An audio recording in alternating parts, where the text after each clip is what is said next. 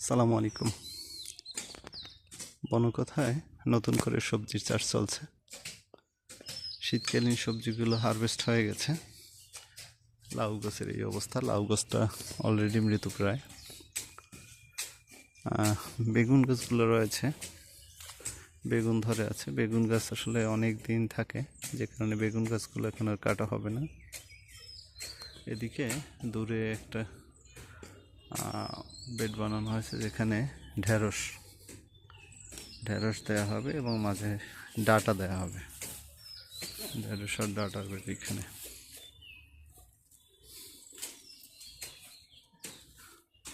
এদিকে আমাদের হেল্পিং হ্যান্ডরা কাজ করতেছে কয়েকজনে। এই জায়গাটাতে আমরা দিব হলো এই যে বর্ষাকালীন যে সবজিগুলো আছে, চিচিঙ্গা, করলা, তারপরে হলো ধুন্দল,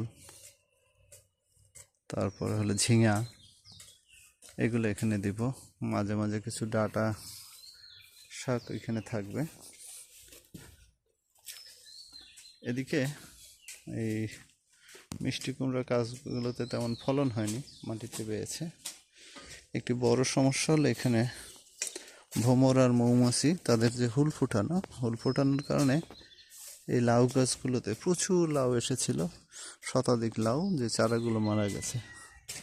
প্রথমবার আসলে বুঝতে পারিনি এখানে কিছু ফেরোমন ফাঁদ দেওয়া দরকার ছিল, তাহলে হয়তো এই জিনিসগুলো টিকে থাকতো।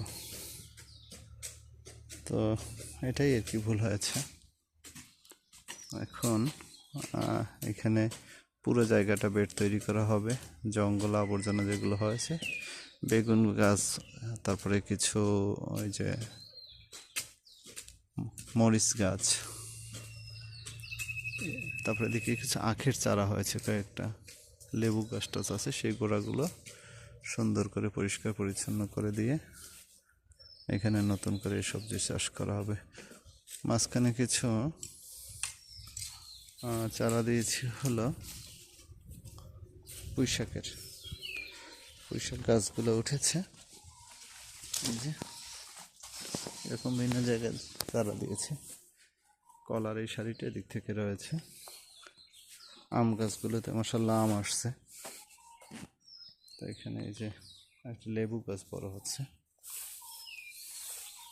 এখানে একটি সৌদি জাতের খেজুরের চারা, জায়গাটা পরিষ্কার করা হয়নি, পরিষ্কার করার জন্য আজকে লোক নিয়েছে, পরিষ্কার হয়ে যাবে। তো এই সব কিছু মিলিয়ে এখানে আমরা আসলে মাঝে মাঝে আসি, এখানে বেড়াতে এসে আমাদের সহকর্মীরা আসে, বন্ধুবান্ধব আসে, থাকি। এবং থাকা আসলে কমই হয়, মূলত এই জায়গাটায় পিকনিকের মতো করে যে যার মতো একটা দিনের আয়োজন। এটাই। ধন্যবাদ। পরবর্তীতে ইনশাল্লাহ ফসল হলে আপনাদেরকে আপডেট জানানো হবে। এই মুহূর্তে আসলে বেগুন ছাড়া কোনো ফলবান ফসল তেমন নাই। পরবর্তীতে আপনাকে আবার হয়তো জানাবো। ধন্যবাদ।